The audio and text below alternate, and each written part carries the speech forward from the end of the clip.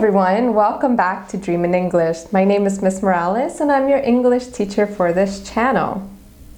So we're reaching the end of our corrections and errors found within our passage. And in this lesson, we are going to be looking at the errors found in the last two sentences. Looking at our passage, we see that there are a couple of errors that we need to solve. Here we see the corrections we need to make. So in our second sentence, we can see that there are a couple mistakes that we can identify. One of them being the misspelling of giants. Another one being the misspelling of blubber, as well as the use of commas. Let's look at each one of these identify errors in a little bit more detail in this episode. So, why is giant spelled with a G and not a J, even though it has a J sound? Giant. Well, that is because the letter G makes the J sound when it's followed by an E, I, or Y. So, you'll often come across this problem where you'll try to pronounce a word and the way that you pronounce it is the way you spell it, right? This is the case with words with G, because G, depending on where it's put in the sentence or in the word that we're spelling, it's going to give a different sound. So for example, we have here the word gem. Gem has the J sound at the start of the word. However, it is spelled with a G. We don't read this word gem, we read it gem.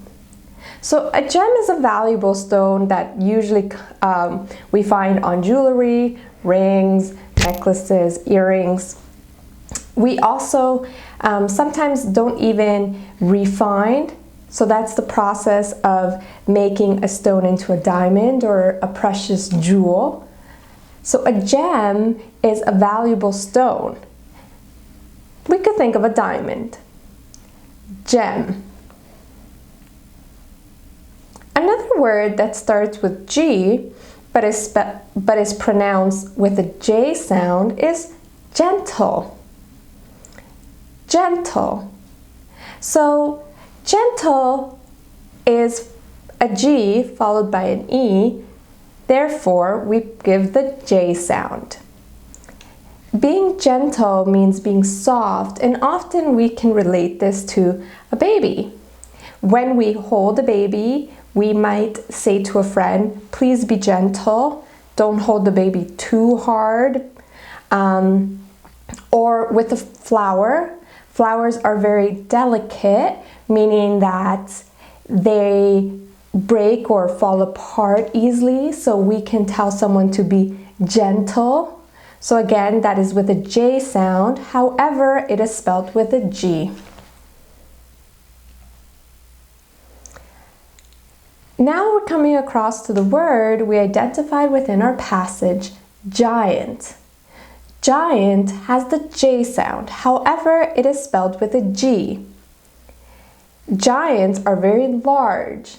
In our passage, we are talking about the blue whale, which is the largest animal in the world, so it can be said to be a giant. It is so large, even the largest animal in the world.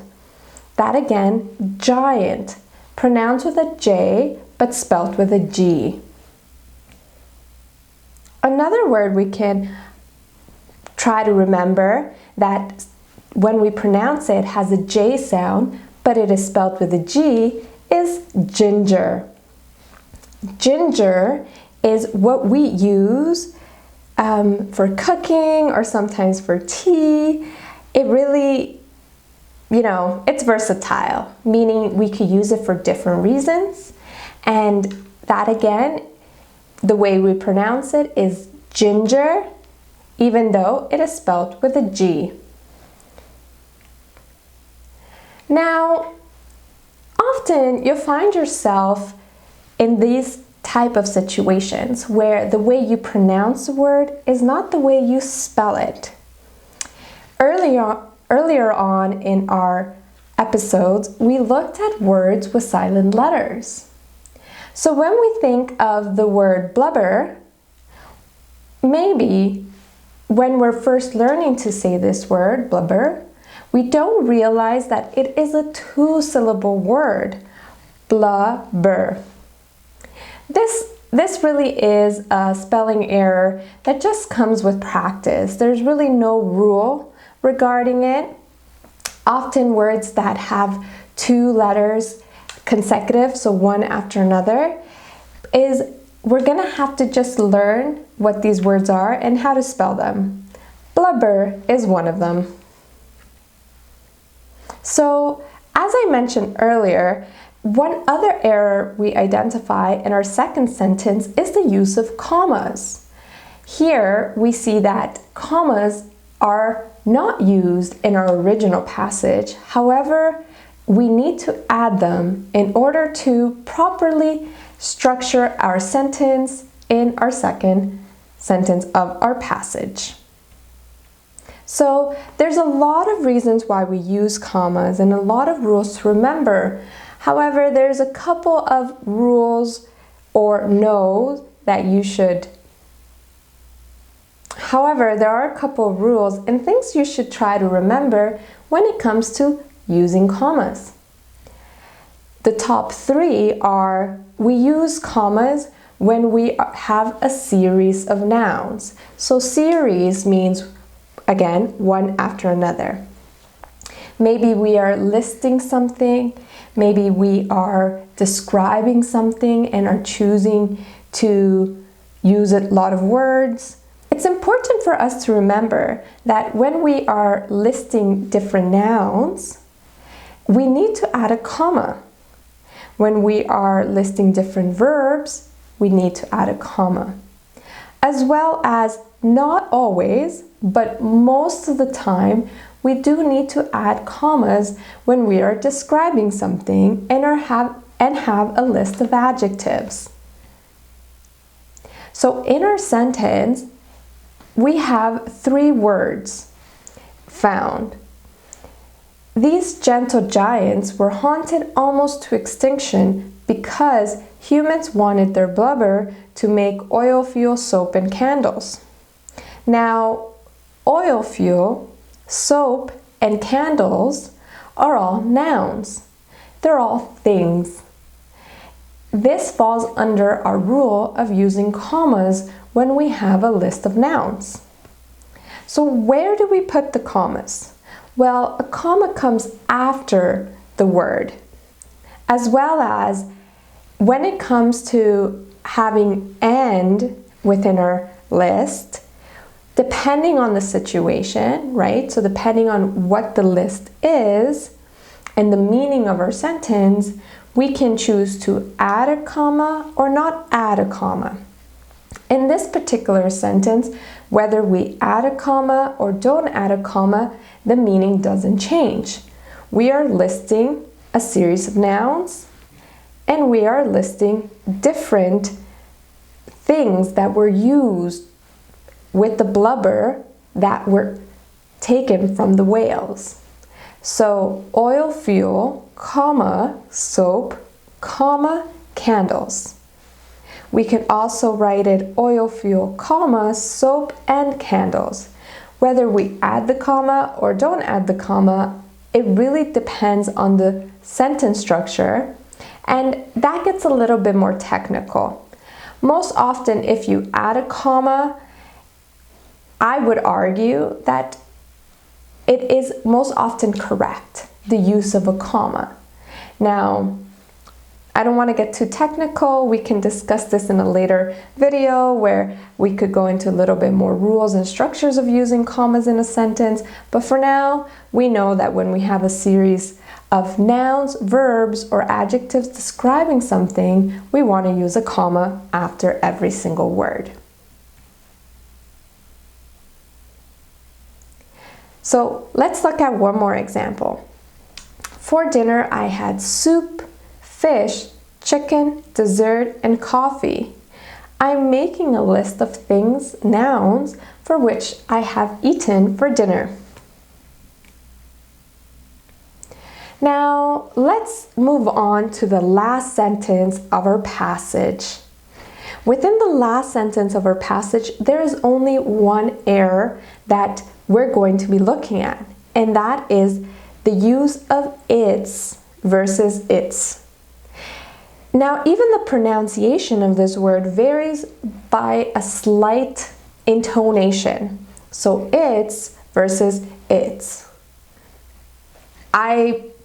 You have to know what you're using it for in order to understand the difference. So let's look at that first. Its versus its. Its is a possessive. It shows possessiveness. It shows and indicates ownership of something.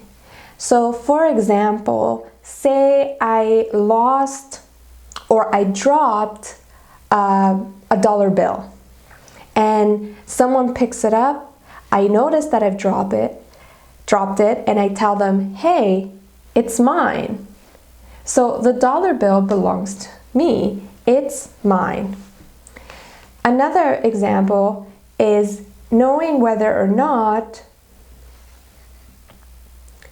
our sentence is using its in the right format. Here we see the team lost its star player. Its in this sentence means the star player belonged to the team. So its is a possession of the team. Another example is our passage. The blue whale population is only 1% of its original size. So here we're talking about the blue whale population, and we're showing possessiveness, or what it belongs to, this decrease of population, it belongs to the blue whales. Now, when we have its in the format of IT apostrophe S, this is a contraction.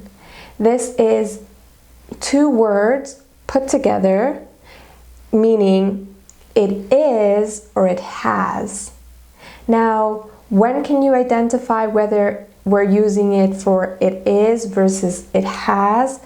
Again, that depends on the context of our sentence. But the best way to check is to split the word. So say it individually. It is, it has. If it fits in your sentence, you will be able to know whether it is the it is or the it has for the contraction its. So let's look at one sentence example together.